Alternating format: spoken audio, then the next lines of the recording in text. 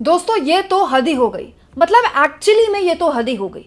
ऐसा तो किसी ने भी नहीं सोचा होगा जो अब ज्ञानेश कुमार के रहते हुए चुनाव आयोग ने कर दिया है।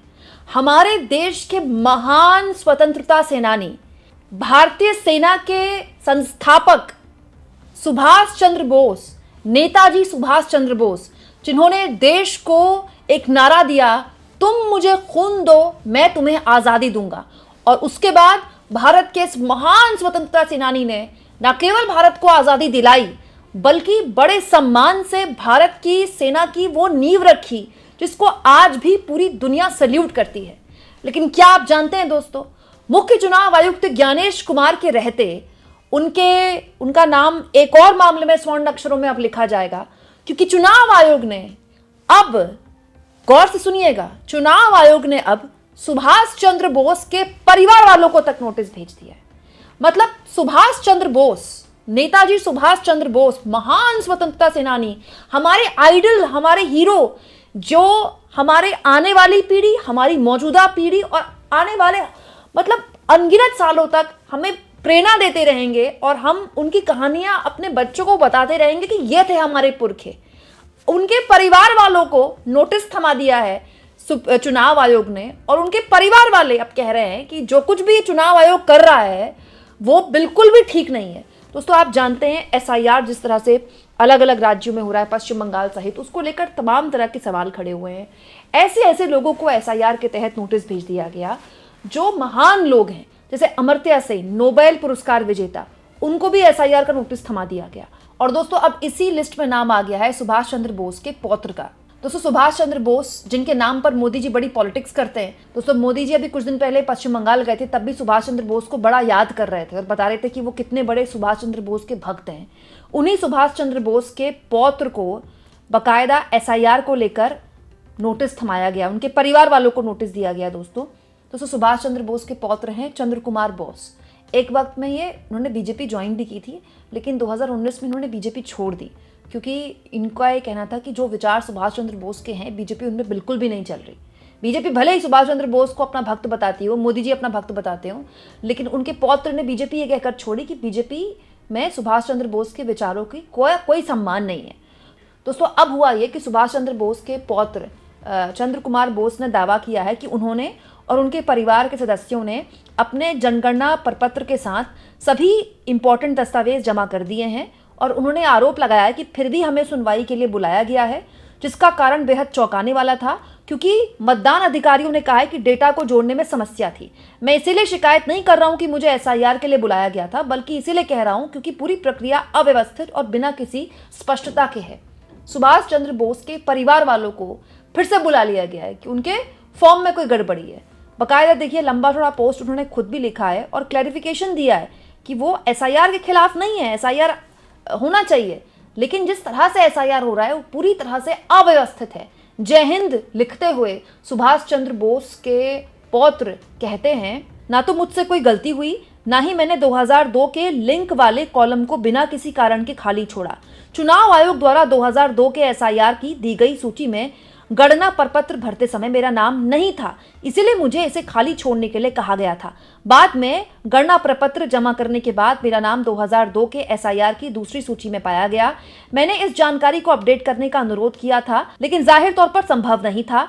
गणना प्रपत्र को अपडेट करने से इस पूरी गड़बड़ी से बचा जा सकता था। कर्मचारियों को उचित ट्रेनिंग दिए बिना जल्दबाजी में बनाई गई एक दोषपूर्ण प्रणाली भारी परेशानी का कारण बन रही है। खैर, मुझे सुनवाई के लिए बुलाए जाने से कोई आपत्ति नहीं, लेकिन मुझे बुजुर्ग मतदाताओं को कतार में खड़ा होकर बीमार पड़ते देखकर आपत्ति है। एक कुशल प्रणाली मतदाताओं को होने वाली ऐसी असुविधा से बचा सकती है। उम्मीद है कि अगली बार जब एसआईआर आयोजित किया जाएगा तो इसे अधिक पेशेवर तरीके से किया जाएगा। जय हिंद। चंद्र कुमार बोस कह रहे हैं कि उनको बुलाया गया, इससे उनको कोई परेशानी नहीं, उनको कोई स्पेशल ट्रीटमेंट नहीं चाहिए, लेकिन उनको इस बात से आपत्ति है कि आप बुजुर्गों को लाइनों में क्यों खड़ा कर रहे हैं। आज तक दोस्तों, आजाद भारत के इतिहास में आज तक चुनाव आयोग लोगों के घरों तक पहुंचा है। ये ज्ञानेश कुमार का चुनाव आयोग है दोस्तों, कि ज्ञानेश कुमार का चुनाव आयोग लोगों को अपने दफ्तरों तक बुला रहा है और वहां उनको लंबी लंबी कतारों में खड़ा कर रहा है। ये तो मतलब हद दर्जे की ऐसी चीज हो रही है जो किसी भी हाल में बर्दाश्त नहीं की जा सकती। सच्चा देशभक्त ये सुनकर भी उसका खून खौल जाएगा कि सुभाष चंद्र बोस के पौत्र को ये सब देखना पड़ रहा है। सोचिए दोस्तों, इस पूरे मामले में विपक्ष ने सरकार की आलोचना की है। आम आदमी पार्टी ने कहा है बीजेपी के इशारों पर नाच रहे चुनाव आयोग ने बेशर्मी की सारी हदें पार कर दी हैं। चुनाव आयोग ने नेताजी सुभाष चंद्र बोस के प्रपौत्र को अपने भारतीयता को साबित करने का नोटिस दिया है। चुनाव आयोग इतना भी बेशर्म ना हो जाए कि उसे देश की शान बढ़ाने वालों को भारतीय होने पर शक होने लगे। तो चंद्र कुमार बोस ये नहीं कह रहे हैं कि उनको अलग से कोई ट्रीटमेंट मिले। चंद्र कुमार बोस कह रहे हैं कि जो प्रोटोकॉल एक आम नागरिक के लिए होता है वो मैंने अपने लिए इस्तेमाल किया, वैसे ही फॉर्म भरा और जो तरीका था फॉर्म भरने का, मुझसे जो कहा गया मैंने वही किया। उसके बावजूद भी उसमें मेरा नाम आ जाता है। क्यों? क्योंकि जो व्यवस्था चलाई गई है एसआईआर के नाम पर वो दोषपूर्ण है, उसमें प्रोफेशनलिज्म की कमी है, लोगों को ट्रेनिंग आप नहीं दे रहे। दोस्तों ये बात केवल चंद्र कुमार बोस नहीं बोल रहे, आप किसी भी राज्य में चले जाइए, चाहे यूपी हो, चाहे बंगाल हो, चाहे तमिलनाडु हो, चाहे केरला हो, शिकायतें यही आ रही हैं। और शिकायत करने वाले केवल आम नागरिक नहीं है, बीएलओज हैं। बीएलओज कह रहे हैं, बकायदा राजस्थान से तो बकायदा ऐसी वीडियोस वायरल हुई हैं जिसमें बीएलओ फोन पर बीजेपी के नेताओं को हड़का रहे हैं और कह रहे हैं कि अब मुझे सस्पेंड करना है तो सस्पेंड कर दो, मैं अपनी जान दे दूंगा, लेकिन किसी भी हाल में किसी का फालतू में नाप नहीं काटूंगा। दोस्तों इसी एसआईआर के तहत कितने बीएलओज ने आत्महत्या की, कितना प्रेशर बीएलओज पर बनाया गया। बीएलएस को लेकर अलग शिकायत आ रही है, जो फॉर्म भर रहे हैं वो अलग शिकायत कर रहे हैं और सब यही कह रहे हैं कि आखिर इतनी जल्दबाजी क्यों, इतनी गलत तरीके से कम ट्रेनिंग के तहत आप ये सब कुछ क्यों कर रहे हैं। और अब सोचिए ऐसे परिवारों के साथ ये हो रहा है जो हमारी देश के धरोहर हैं।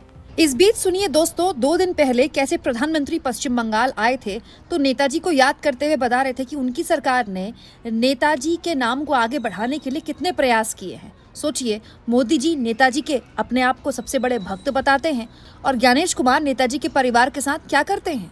बंगाल की धरती ने देश की विरासत, देश की आजादी के लिए जो दिशा दी, जो नेतृत्व दिया, बीजेपी उस प्रेरणा को राष्ट्र के कोने कोने तक ले जा रही है। ये भाजपा सरकार ही है जिसने दिल्ली में कर्तव्य पथ पर इंडिया गेट के सामने नेताजी सुभाष बाबू की प्रतिमा लगाई है। पहली बार लाल किले से आजाद हिंद फौज के योगदान को नमन किया गया। अंडमान निकोबार में नेताजी के नाम पर द्वीप का नाम रखा गया। इतना ही नहीं, पहले जो 26 जनवरी के कार्यक्रम थे ना, वो 24-25 तारीख से शुरू होते थे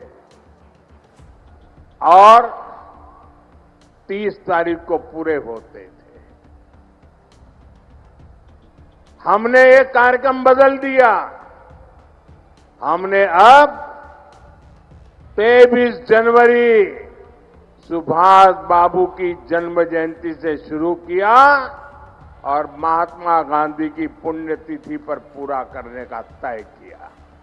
आप इस मुद्दे पर क्या सोचते हैं दोस्तों? मोदी जी ये सुनते होंगे तो उनको कितना बुरा लगता होगा। सोचिए, सुभाष चंद्र बोस के नाम पर वोट मांगते हैं मोदी जी और एसआईआर के नाम पर देखिए उनके परिवार के साथ क्या हो रहा है। कमेंट बॉक्स में जरूर लिखें और जितना हो सके दोस्तों चैनल को शेयर भी करें और सब्सक्राइब भी।